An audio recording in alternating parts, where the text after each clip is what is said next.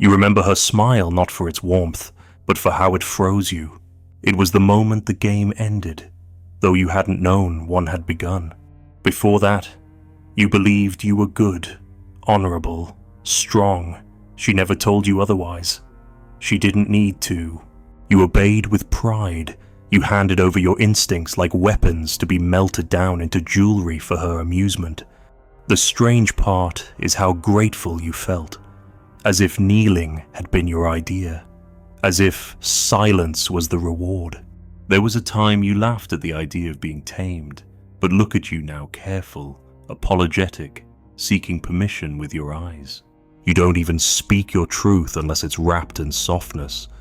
You don't even touch unless she makes the first move. Somewhere between the shame she gifted you and the guilt you carry like a sword turned inward, you became manageable. And somewhere, Machiavelli is laughing, not at her, at you, because the one who deserves no pity is the one who thought he was leading while being led. She never needed chains. She taught you to wear your leash like an honor. You didn't see the collar go on. That's the genius of it. No snap of iron, no chafing rope. It was soft, silken, the color of dignity. You thought it was a crown. You called it principles, decency, love. And that was your first mistake, thinking virtue was your own. But it was hers, handed to you like a set of commandments written in perfume and glances. You wore it proudly. You announced it to the world. You whispered to yourself at night, "I am a good man." But the collar tightened each time you tried to reach for your nature. Each time you said no when you wanted yes. Each time you swallowed the fire and called it control. She never told you to kneel. She made you crave the pedestal. That's how power works when it's wielded with elegance. You wanted to impress her.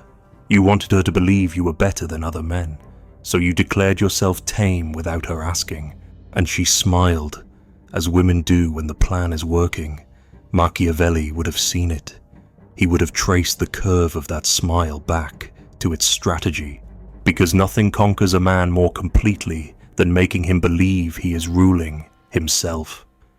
That is how you win an empire without an army. You take his pride, you dress it in shame, and you call it progress. You thought she loved your restraint. What she loved was your submission. She admired your discipline the way one admires a well-trained beast, not for his mind, but for how easily he obeys. She watched how quickly you apologized for feelings that rose without her approval. How swiftly you backed away from instinct. You even learned to scold yourself before she needed to.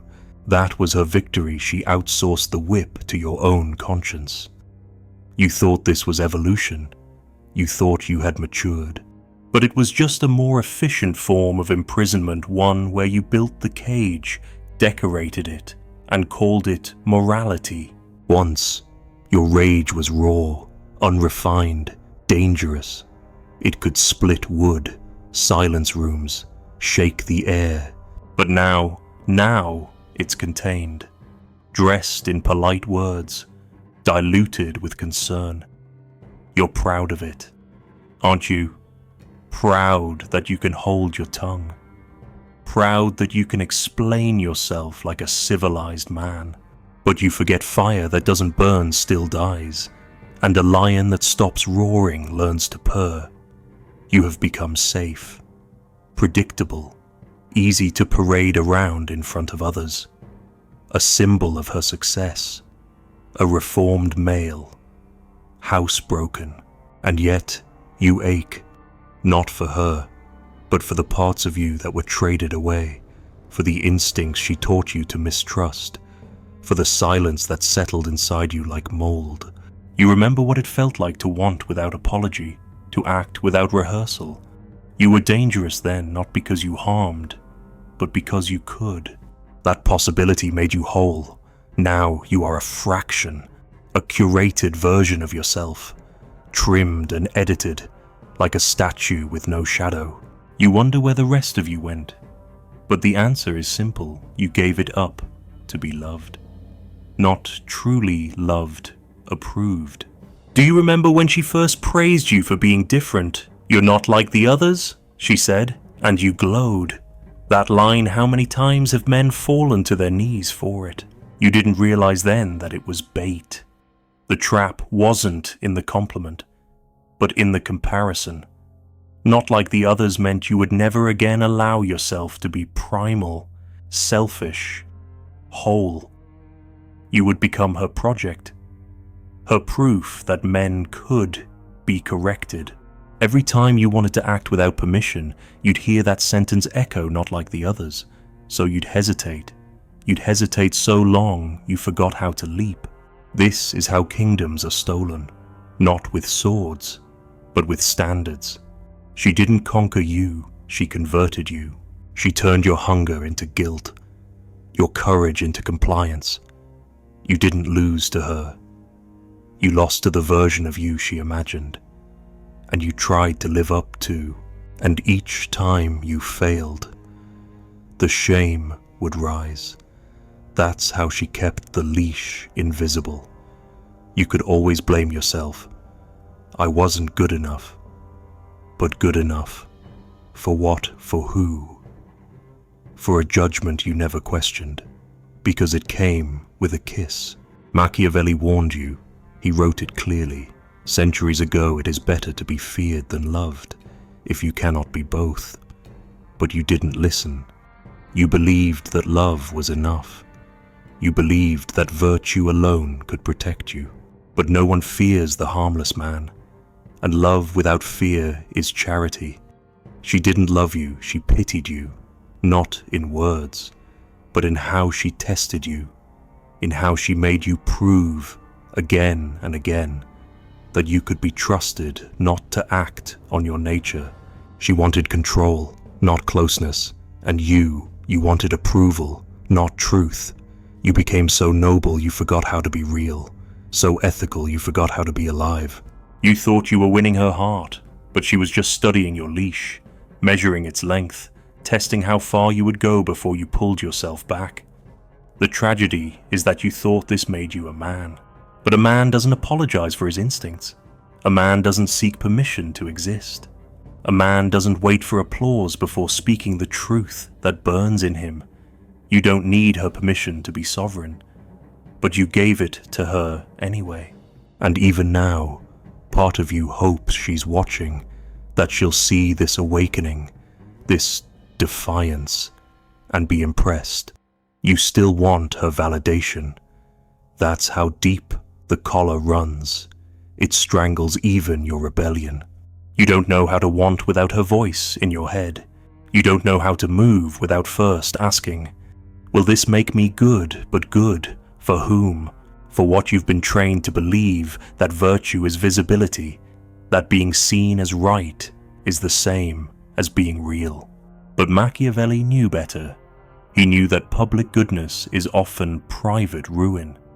So now you sit there polished, presentable, principled, and empty. You don't bleed when cut. You don't howl when caged. You smile when dismissed. You say thank you when denied. You have become manageable, and that, for her, was the goal all along. She doesn't want to destroy you. She wants to display you.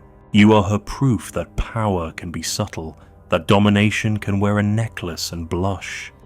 And you are still waiting for her to say you've done enough. But you never will, because you were never meant to finish the test. The leash is the prize. The performance is the point. You're not living, you're auditioning for a role that makes you smaller every time you play it. And all the while, she watches not with malice, but with mastery. Not with cruelty, but with calm, because she doesn't need to shout. The echo inside your shame does it for her. You weren't punished for betrayal, you were punished for failing to perform the role she wrote. She never screamed, she never accused. Her power was quieter than punishment.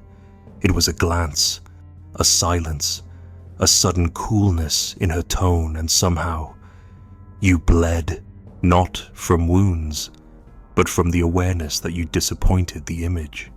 Not her, the image.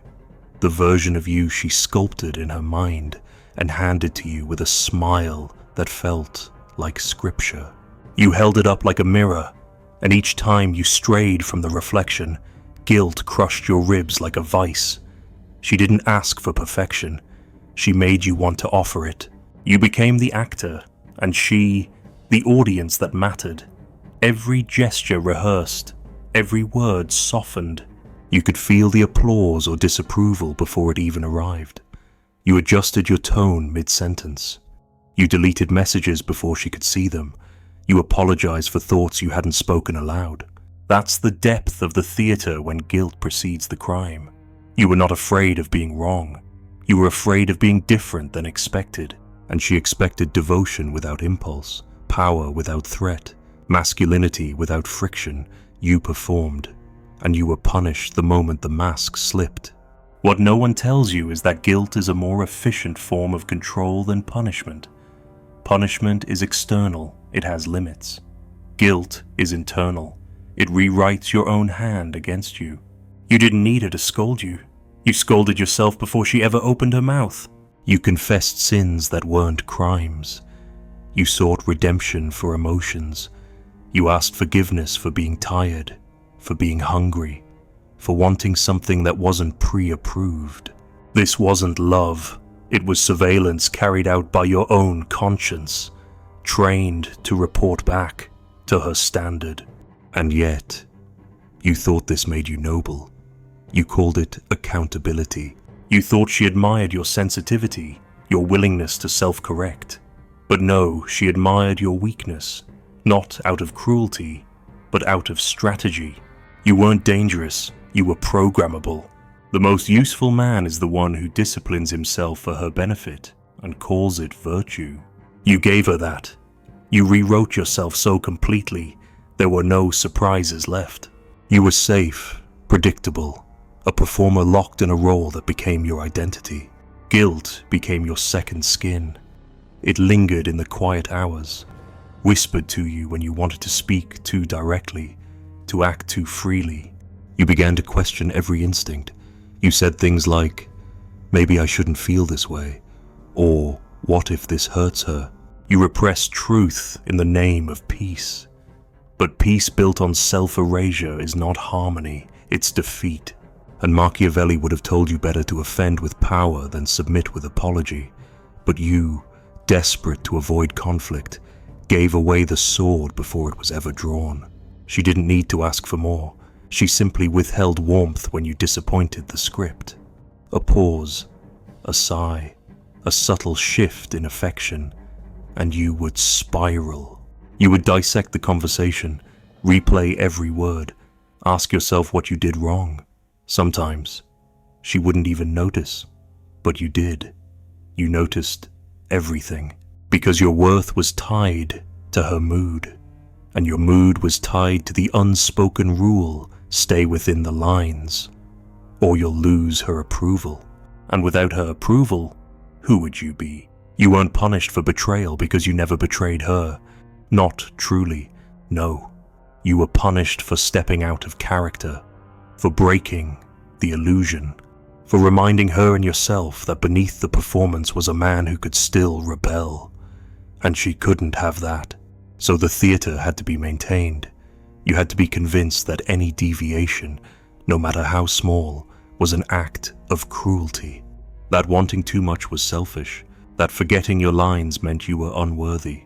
So you memorized them, even in your sleep. You rehearsed. You became hyper-aware of everything. The temperature in her voice, the way she blinked, the delay between messages. You studied her like a tyrant studies his court, anxious, alert, desperate to avoid exile. But exile was not a place.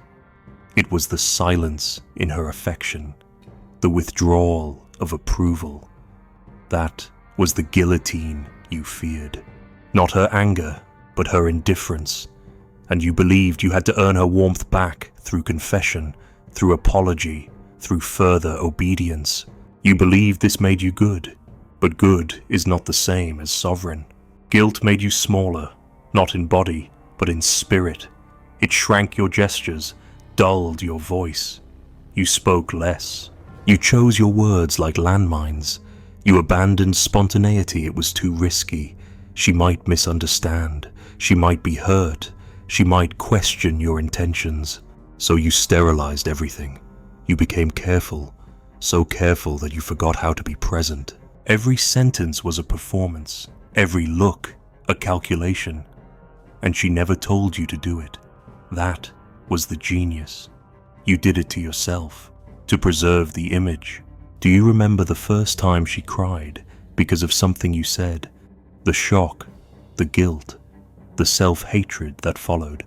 You vowed never to let it happen again.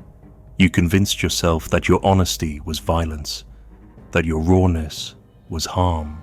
But what you didn't see was that her tears were not just sadness, they were tools, not intentionally malicious, perhaps, but effective. They rewired you. They made you doubt yourself. You learned to censor before speaking, to feel guilty before desiring, to behave as if she were always watching because emotionally, she was. Machiavelli would have admired the efficiency. No fortress could break you the way your own guilt did. No soldier could restrain you better than your own fear of disappointing her. This was political theater masquerading as romance. She was not a lover, she was a state. And you were the citizen taught to self-regulate, to denounce your own instincts, to believe that goodness was compliance and freedom was cruelty. The tragedy is that you wanted to protect her, not from others, but from yourself. You believed your wildness was a threat, your hunger, an insult, so you starved. You starved your truth, your laughter, your anger, your mystery. You replaced it all with guilt, and she rewarded you not with love, but with stability. She praised you for being soft, for being open, but she never respected you. How could she? You no longer respected yourself. You think this is normal. You think this is what love requires: constant vigilance, emotional castration, endless negotiation. But that's not love. That's management. That's performance. That's prison. And the worst part is you helped build it, brick by brick, lie by lie, guilt by guilt. And now, even when she's not there, you feel the weight of her judgment in the air. You still flinch when you speak freely. You still pause before feeling deeply. You've internalized her gaze, and it governs you more ruthlessly than any queen. You were not meant to live like this, apologizing for your existence, editing your soul for approval. You were meant to stand, to speak, to burn. But she taught you that burning is dangerous, that fire must be hidden, that if you ever let it out, you'd destroy everything. But Machiavelli would ask whose kingdom burns if you rise hers, or yours. You are not cruel, but you are not harmless either, and you were never meant to be. The theater has taught you shame. Now it is time to question the stage itself. She saved her sweetest words for the moment she watched you collapse under your own conscience. You thought it was love, that final moment when she touched your face, when her eyes softened as you wept for a mistake she never named, when she whispered that everything was okay while letting the silence say otherwise. That's the brilliance of it. Not cruelty, not threat, not punishment, just permission to fall apart. She didn't strike the blow. She handed you the knife and watched you carve yourself open with shame. That's the kind of power no king dreams of, to be so untouchable. She only had to nod, and you'd destroy yourself to earn that nod again. You told yourself it was grace, that she was forgiving, merciful, patient. But that was your second illusion. The first was believing you were ever free. The second was believing she spared you. No, she waited. She watched the collapse from her throne of restraint. She didn't demand repentance. She let your conscience do the work. And when you offered your apology soaked in self-loathing, shaking with need, she leaned in, almost kindly. and said the words you craved. I know you didn't mean to, but she didn't say. You're innocent. She let the guilt remain. That was her perfume, it lingered after she left. You believed she wanted honesty, but she wanted guilt masquerading as honesty. Not your truth, but your trembling. You gave her that. You collapsed at the right time. That's what made you lovable, not your strength, but your ruin. You begged for her understanding, but she never asked you to. That's what makes it unbearable. The executioner doesn't raise the axe, you put your own head on the block. You sharpen the blade, and when the blood begins to fall, she cradles your head and calls you brave. What you didn't see is that she loved you most when you were broken. That's when you were most manageable. That's when the power was complete. And you, thinking yourself virtuous, handed her that power wrapped in apologies. It wasn't love. It was admiration for the one who could crumble gracefully. She never wanted your strength. She wanted your collapse. Because the moment you collapse, you become hers, not because she forced you, but because you chose her approval over your integrity. And even now, when you remember her voice, it's not the words that haunt you, it's the timing. The way she knew exactly when to be tender, exactly when to say, I still believe in you. You thought it meant she saw the good in you, but what she really saw was control complete, surgical, beautiful control. A man who breaks himself at the altar of guilt doesn't need to be corrected. He needs only to be watched. And she watched you not with judgment, but with satisfaction. She was never violent. She didn't need to be. Her weapon was your conscience. That's what Machiavelli would admire most, not her beauty, not her silence, but her mastery of the invisible whip. You called it love. You thought she was the angel who saved you from your darker urges, but she was the architect of the stage where your guilt could perform nightly. She gave you the script. She handed you the costume. You improvised the breakdown, and she gave it a standing ovation. There is a certain cruelty in sweetness when it comes after your destruction. When she holds your trembling hand and says, you did your best. She means it, but it doesn't heal. It deepens the wound. Because you realize you were never expected to rise, only to fall more beautifully each time. That's the smile. That's the executioner's mercy. Not the absence of the blade, but the softness with which it is wiped clean. You started to believe pain was necessary. That guilt was part of love. That feeling wrong meant you were getting it right. So you chased the guilt. You searched for it like a map. You asked, what more can I fix? You hoped that if you gave enough, apologized enough, diminished yourself enough, she would one day say, you are whole again. But she never said it, because that would end the game. And the game was not about wholeness. It was about maintenance, keeping you just uncertain enough to keep reaching. That's the brilliance of her power. It never felt like domination. It felt like care. Like a mirror you longed to be reflected in, even as it distorted you. You began to lose the thread of who you were, not dramatically, subtly. You paused before answering questions. You smiled more often, even when nothing was funny. You started to use her phrases. You quoted her fears. You called them yours. And every time you did, she smiled. Not in triumph, in confirmation. The transformation was nearly complete. This wasn't seduction. It was submission, not of the body of the self. And you welcomed it, because you thought it made you better. You looked at your former self with disgust. You called him reckless, cold, immature, but he was just free, imperfect, yes, but untouched. You, on the other hand, were polished and paralyzed, and she loved that about you, that you were always trying to be better, trying to deserve her, trying to unlearn what made you threatening. She didn't need to chain you. She gave you the desire to chain yourself. You called this growth, but growth that costs you your spine is not growth. It is pruning. She trimmed you like a bonsai tree, not to kill you, but to keep you small enough to fit on her windowsill. And when guests admired you, she beamed. They said you were a good man, and you smiled, even as your roots strangled themselves in a porcelain pot.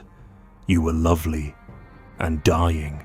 Machiavelli never believed in innocence, only usefulness, and you, in your guilt, were the most useful man she could find. Not because you protected her, because you proved to her and to herself that men could be made soft without war, that the lion could be taught to lie beside the lamb, not by trust, but by guilt, and the lion would thank the lamb for the lesson. You now dream of escape, not from her, but from the part of you that believed collapse was holy, that guilt was virtue, that love meant always feeling not quite enough.